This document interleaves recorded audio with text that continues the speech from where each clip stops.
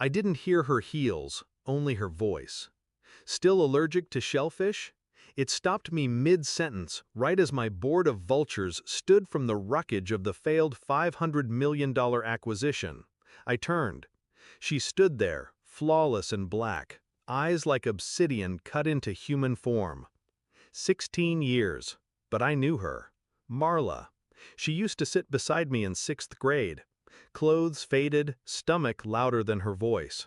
I gave her half my sandwich every day for a year. Then she vanished. No goodbye, no trace. Until now. And she chose today, the day they gutted my career and left me bleeding in my own boardroom. I said nothing, because I already knew. This wasn't a reunion. It was a reckoning. She followed me out of the boardroom like shadow follows blood on tile. Said she happened to be in the building. Coincidence doesn't wear a $12,000 watch and heels that scream precision. Over drinks, mine untouched, she told me she was in mergers now. Power suits, silent offices. Silence, mostly. She mentioned the deal, the collapse, the buyout that never came. I studied her. Every word perfectly casual, but too perfect. There's something about people who climb too fast. Their smiles curve just a bit too wide. My name had been whispered in the industry like a curse ever since the deal imploded. She offered me a toast, said, "To second chances." And that's when I knew. She wasn't here to reconnect. She was here to finish something. Something she started years ago when she learned what hunger really meant. I didn't sleep that night, not because of the deal. I'd buried worse. But because her face haunted me, not as she was now, but how she looked that winter morning.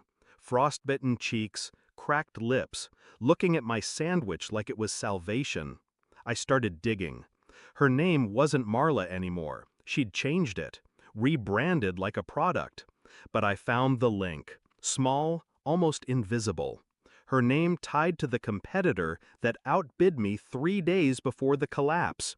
A name buried 3 layers deep behind shell corporations and overseas firms. Too clean, too exact, like someone had engineered the failure. She hadn't just appeared after the storm. She was the storm. I found an internal memo from a contact inside that rival firm, 6 weeks before the deal folded. Asset M has confirmed behavioral patterns. Leverage childhood connection if necessary. Engage if Phase 2 fails. Asset M. Marla.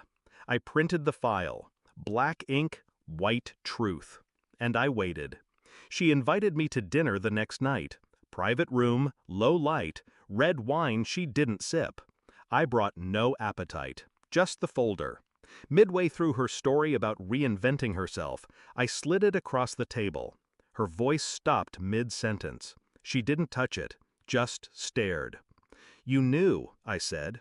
She looked up, calm, serene. "No," she said, "I planned." I didn't flinch. "You wanted me to fail." She didn't deny it. "You once gave me food when I had nothing. Now I take empires from men who never knew hunger." I leaned back, watched the truth bloom across the table like spilled ink. "You ruined $500 million for a memory," I said. She smiled. "No," she whispered. "I invested it." She thought she had the last word, but I wasn't the same boy who split sandwiches. I'd seen too many knives hidden in handshakes. The next morning, I sent one email to her firm's board. Subject, undeclared conflict of interest, Asset M. Attached, the memo, the shell trail, her real name. By noon, she was pulled from 3 merger negotiations. By evening, she was suspended for review. And by morning, the same media that praised her ruthless rise began circling like bloodhounds. She called me, twice, left a message. "You of all people should understand. We come from nothing." I didn't respond. Instead, I had lunch, alone. Turkey sandwich, white bread, just like the one I gave her that winter. Except this one, I finished.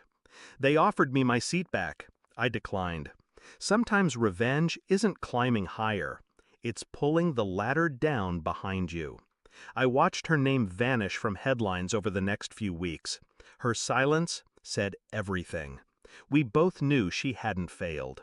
She'd just picked the wrong man to starve. Some debts collect interest.